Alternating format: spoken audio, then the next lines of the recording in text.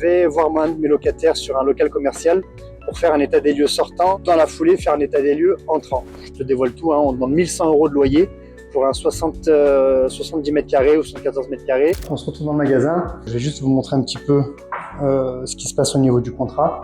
Là on est dans la première pièce du local qui accueille les publics. Alors je te l'avais promis, en 2025, je t'amène un peu plus avec moi sur le terrain parce que j'ai beaucoup de choses à te montrer.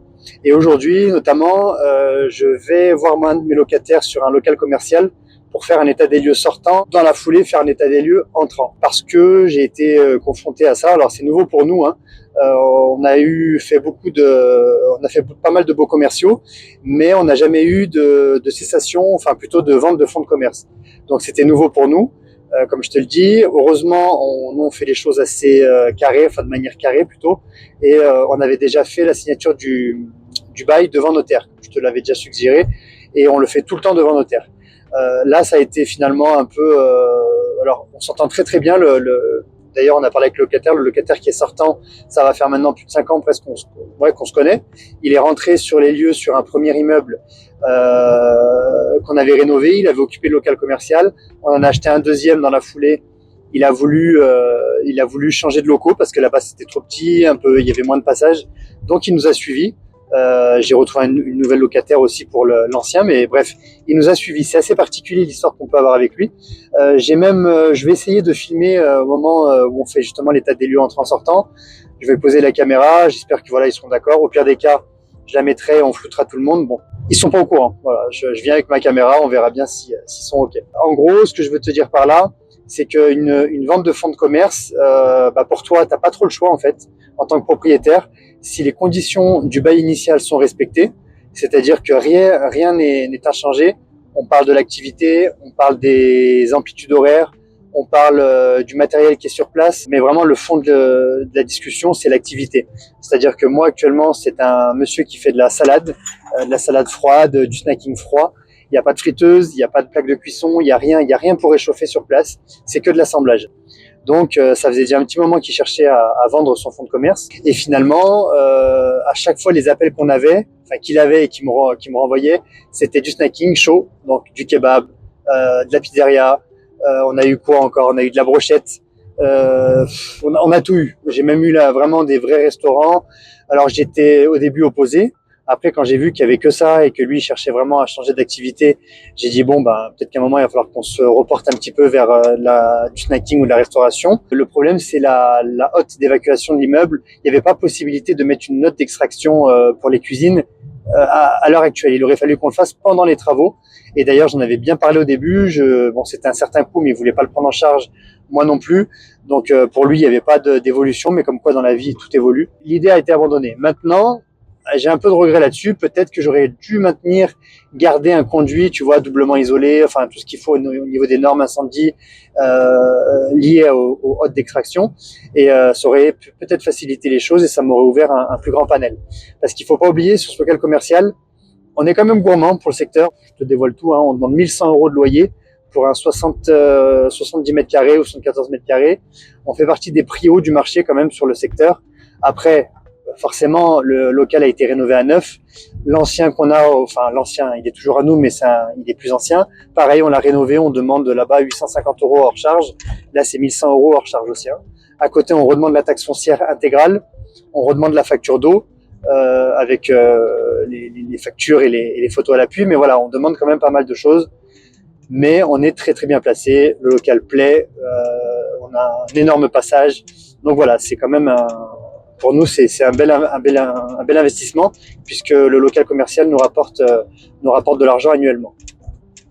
Voilà, donc tout ça pour te dire que ce monsieur a vendu le fonds de commerce à une dame qui a repris la même activité, qui est énormément motivée. Donc voilà, on va continuer ensemble. Pour info, le locataire sortant se porte garant pendant 3 ans sur la période triennale engagé, il se porte garant en cas d'impayé de la nouvelle locataire, puisque je n'ai pas eu mon mot à dire. J'ai juste signé procuration là pour leur signature qui est ce vendredi. Voilà, donc après, une fois ces 3 ans terminés, enfin une fois que la période triennale engagée est terminée, il n'y a plus de garant. C'est de nouveau seule la nouvelle personne qui est sur place qui est là. Et le bail reste au nom du locataire initial. pendant la durée de 9 ans. C'est-à-dire que je n'aurai pas, au bout de une fois la période triennale terminée, une fois que le locataire n'est plus garant du nouveau locataire, le locataire sortant garant du locataire entrant, je n'ai pas non plus le bail à refaire. C'est-à-dire qu'il restera comme ça jusqu'à la fin.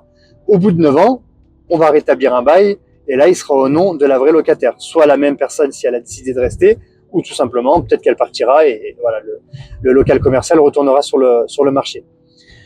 Voilà un petit peu ce qu'on a découvert. Le petit cas particulier qui m'a pris un peu de temps, ça a été au moment, tu sais, je suis occupé tout le temps. On travaille quotidiennement à déléguer, à essayer d'avoir des heures extensibles.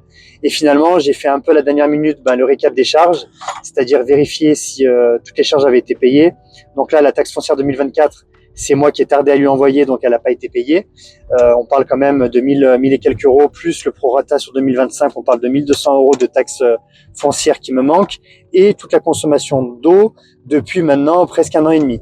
Donc là, aujourd'hui, je vais faire la photo du sortant, et je ferai mes calculs à la maison, un document qu'on peut aussi vous faire parvenir. C'est un truc qui calcule automatiquement les consommations d'eau en fonction des photos que tu prends et des périodes que tu as décidé d'espacer. Donc voilà, là on parle quand même presque, je pense au total de 2000-2300 euros qui seraient manquants. Cette somme-là, il peut pas me payer parce que bon, je le comprends, il a d'autres projets, je le prends de court. Donc je suis pas un enfoiré, donc j'ai dit ok, on va s'arranger. Et moi au début, je pensais que je pourrais récupérer cet argent auprès de la notaire au moment de la vente du fonds de commerce. C'est-à-dire que une fois qu'il s'est entendu avec la locataire qui rentre, je dis n'importe quoi, je suis pas sûr, mais je crois qu'ils sont entendus pour 20 000 et quelques euros de vente. L'argent passe par le compte notaire, il est bloqué pendant 3 mois, pardon. La notaire attend de voir s'il n'y a pas des créances qui sont en cours. Tous les créanciers sont informés que monsieur Untel arrête l'activité et s'ils le désirent, ils peuvent se positionner pour récupérer de l'argent, pour récupérer leur dette. Donc moi je pensais m'inscrire dessus et tout simplement récupérer l'argent au bout des 3 mois. C'est ce qu'on avait convenu. Sauf que je l'ai rappelé la carte de notaire et elle me dit mais attendez, il faut faire quand même, faut passer devant un huissier pour acter les dettes. Je dis bon, j'étais pas au courant. J'ai pas encore envie de dégager des frais dessus pour passer devant un huissier. Le temps qu'ils me répondent, le temps que les courriers partent et qu'ils soient actés, ça va prendre un certain temps. Et là je te parle, c'est demain la signature devant le notaire. Donc je lui dis c'est mort quoi. Elle m'a dit trouvez une entente avec lui. Donc je l'ai rappelé, on s'est entendu en interne. Il me fera des chèques que je garderai. Je vais attendre que l'argent soit débloqué. Je vais attendre 3 mois qu'il touche son revenu, son dû, et ensuite je pourrai poser les chèques. Bon, ça j'ai envie de te dire, c'est quand ça se passe très très bien avec ton locataire et que tu as une énorme confiance. Ce que j'ai envers lui, on en a reparlé à midi au téléphone. Vraiment, c'est quelqu'un en qui j'ai vraiment confiance. Je peux pas dire autrement. Donc je sais que j'aurai pas de pépin. Quand tu as un pépin avec quelqu'un et que tu n'es pas sûr de ton coup, il valait mieux que tu sois à jour dans le paiement de tes charges parce que tu passes en dernier dans la chaîne. C'est-à-dire que d'abord, là, la notaire, elle garde les ronds. Elle va d'abord payer les impôts, tout ce qui est les divers impôts qui n'auraient pas été payés par le sortant. Après, tu as les créanciers tels que les banques qui passent derrière. Tu as les créanciers tels que les grosses sociétés, je sais pas moi, qui ont sur lesquelles il se sera endetté pour acheter du mobilier, pour acheter des frigos, des choses qui servent à son activité. Et en dernier, tu as le propriétaire. Voilà. Donc, on est la dernière roue du carrosse, on peut dire. Donc, je l'ai découvert aujourd'hui. Donc, cette info, je te la donne. Fais attention quand même sur un local commercial, même si tu as un bail avec ton notaire qui a été rédigé. Tiens-toi à jour au paiement de tes charges. Moi, je suis un peu négligent à ce sujet, je te cache pas. Donc, on y travaille. On y travaille pour que ça évolue. Heureusement, je travaille avec des gens qui sont fiables et de confiance. Donc, je t'en dis pas plus. On se retrouvera sûrement dans le magasin. Je poserai la caméra, histoire qu'elle filme un petit peu et voilà. On verra ce que ça donne. Alors, on se retrouve dans le magasin. L'état des lieux sortant a été réalisé. L'état des lieux entrant aussi a été réalisé. Je vais juste vous montrer un petit peu ce qui se passe au niveau du contrat. Donc, j'avais gardé, moi je fais tout encore en mode de papier. J'ai pas de logiciel pour le réaliser. J'ai pas non plus de choses sur tablette. Je fais à l'ancienne. Je prends un état des lieux vierge que je remplis, que je scanne. En fait, une fois qu'il est terminé, je le renvoie au locataire aussi pour qu'il l'ait en archive. Et voilà, c'est à l'ancienne. Donc d'ailleurs, cet état des lieux, si ça intéresse certains, on peut vous le transmettre sans aucun problème. Disons qu'il y en a plein sur Internet disponibles. Le seul truc, c'est qu'il y en a qui sont plus ou moins chiants à remplir, qui sont complexes. qui sont assez lourds et il y en a qui sont plus ou moins simplistes. Et celui-là, il est assez clair, donc moi, j'aime bien. Je vais vous montrer moi un peu comment ça se découle et après, on fera le tour du local. Donc, on a la partie état des lieux, donc on a la date d'entrée, on a les caractéristiques du bien. Ensuite, on a le nom du bailleur et de l'occupant. Après, on a toute la partie des compteurs.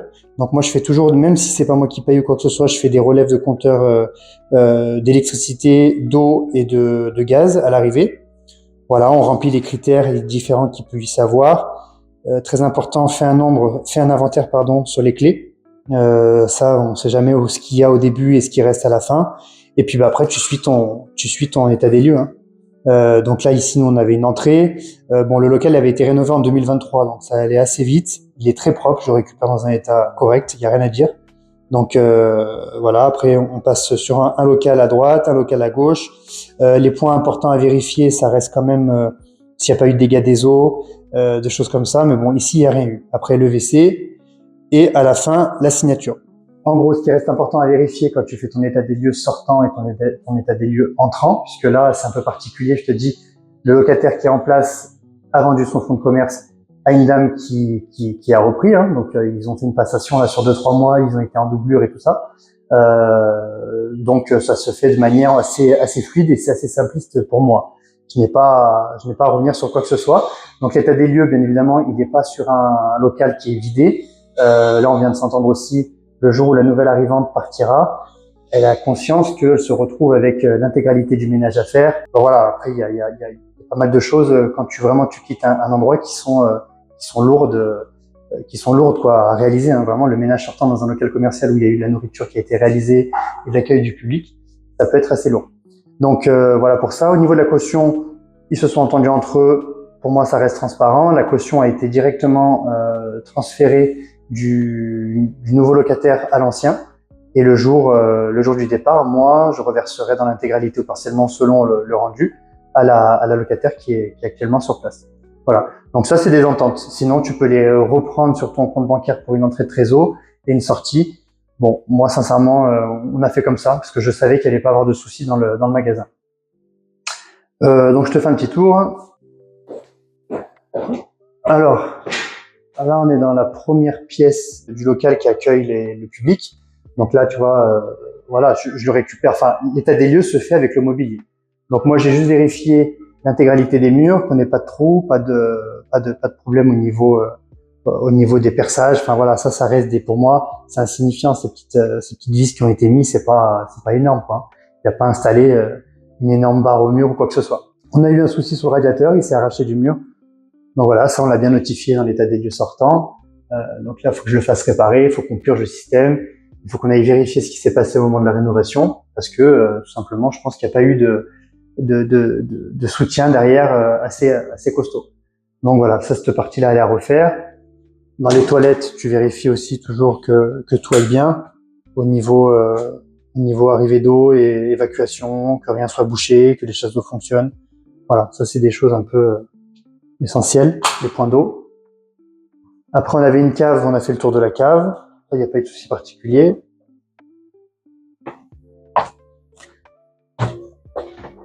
Après, tu as ta partie compteur élec. Donc là, on l'avait refait celui-là en 2023. Donc bon, il n'y a rien qui a changé de spécifique. Tu t'assures quand même que tout aille bien. La petite relève du compteur Enedis aussi. Pour s'assurer voir un peu où tu en es dans les consommations. Après, dans le magasin, pense à vérifier la partie chaudière. Donc là, c'est un point qu'on a regardé ensemble. Moi, je regarde souvent la pression, là, elle est totalement à 0. Donc, je pense que il faut qu'un technicien revienne. Mais comme on doit changer le radiateur, pour l'instant, on laisse ça dans l'état, mais il y aura un point à faire sur la chaudière. Après, voilà, on questionne s'il n'y a pas eu des dégâts des eaux. Donc ici, il n'y en a pas eu. Des fois, ça peut arriver. Donc, tu as les parquets endommagés ou des choses comme ça. Là, ça n'a pas été le cas. Et après, dans le magasin, pareil, tu vois, un état général. Donc, quand tu fais la passation avec un entrant-sortant, là, la nuance, une fois de plus, c'est que tu as tout le mobilier en place. Donc, il n'y a pas plus à faire, quoi. On regarde juste au niveau des sols, pareil, qu'ils sont pas endommagés, qu'il n'y a pas eu de brûlure, d'accro. Ici, tout est nickel. Donc, rien de spécifique de plus à faire. Et pareil, derrière les caisses, c'est là qu'il y a un peu plus d'activité. Tu peux t'en assurer, mais bon, ça reste Ça reste assez simpliste quand tu as une personne qui sort et quelqu'un qui est déjà en place le jour même. Voilà pour l'état des lieux entrant-sortant. Alors ça y est, l'état des lieux est terminé. Je suis parti, ça m'a pris à peu près 1 heure. J'y arrive, on va dire, beaucoup plus rapidement qu'avant. Avant, je prenais beaucoup plus de temps, surtout quand c'est des locataires classiques, tu sais, pour les locations, on va dire, étudiants à courte durée, enfin à courte durée, moyenne durée finalement. Là, j'étais long, parce qu'il y a plein de choses à vérifier. Là, je te dis, étant donné que il y avait tout le mobilier en place, il y a beaucoup moins de choses à regarder. Et finalement, indirectement, la nouvelle locataire se porte garante.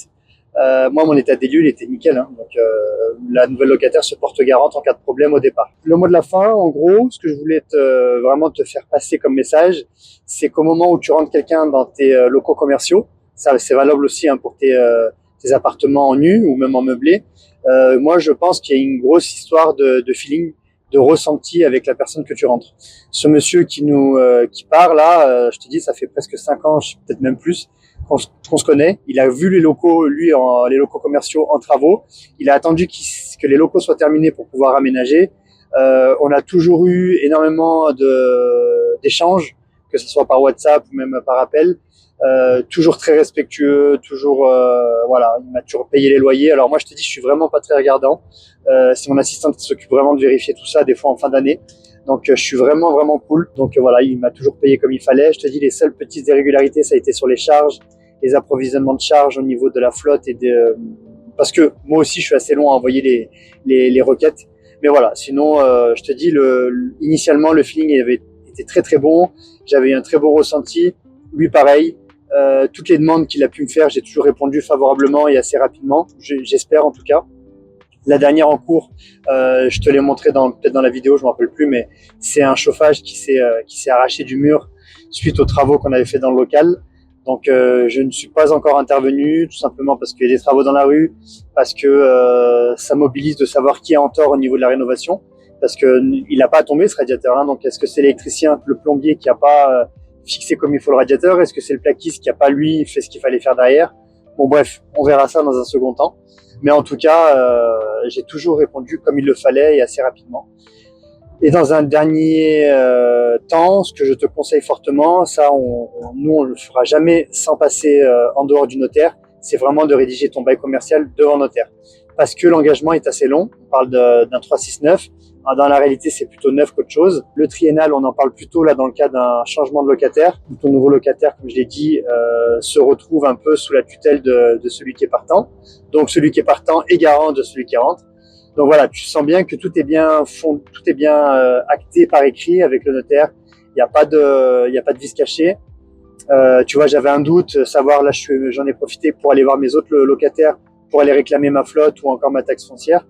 Et je me suis replongé dans les baux, parce que je les oublie. Je suis retourné voir le bail, voir exactement ce qu'avait le locataire à charge et ce que moi, je devais garder ou pas. Voilà, parce qu'il y a eu des moments, pour donner un exemple, l'ancienne locataire avant, dans ce local là qu'on a rénové, c'était une pharmacienne, et ben on s'était entendu qu'elle, la taxe foncière, elle la prenait pas dans la globalité, elle la prenait partiellement avec un plafond à 500 € annuel. Là, dans le nouveau bail, c'est à 100% à charge du locataire. Je parle pas des poubelles, hein, je parle vraiment de ce qui incombe au locataire. Et d'ailleurs, petit tips aussi, ce qui peut être important pour toi, si tu veux répercuter l'ensemble de la taxe foncière à ton locataire, quand tu reçois ta taxe foncière, bien évidemment, elle est globale. C'est un seul document. Alors maintenant, c'est un document par ville. Donc nous, on reçoit un document avec tous nos immeubles dessus. Et ça, c'est très chiant parce que tu n'as pas le détail exact, ni par logement, ni par adresse. Tu as un montant global. Donc j'appelle la DGFiP. Ils me connaissent aussi au niveau du foncier.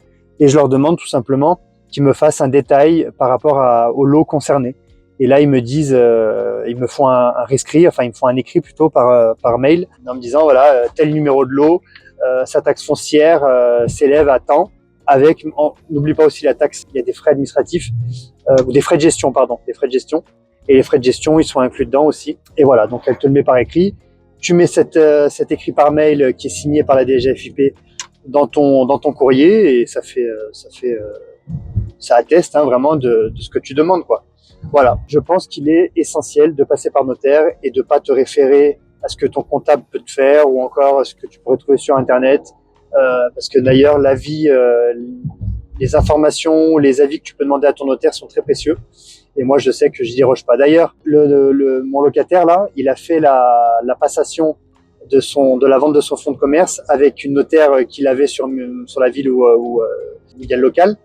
Et ben, du coup, il était dégoûté parce que ça s'est pas forcément bien passé. Moi, j'avais suggéré de prendre la mienne parce que voilà, tu as une relation aussi avec ton notaire qu'il faut entretenir. Hein. Nous, vraiment, je suis vraiment très, très satisfait de notre notaire. Et elle m'informe toujours, elle me donne beaucoup d'informations, elle répond à mes questions, elle m'aide tout le temps. Sincèrement, c'est vraiment important. Et là, ben, tu vois, ça a été compliqué. Il y a eu des choses qui ont été délicates, notamment vis-à-vis de ces charges qu'il a pas pu me payer tout de suite et que j'ai découvert la veille pour le lendemain qu'il fallait que je passe par un huissier pour récupérer ces charges-là.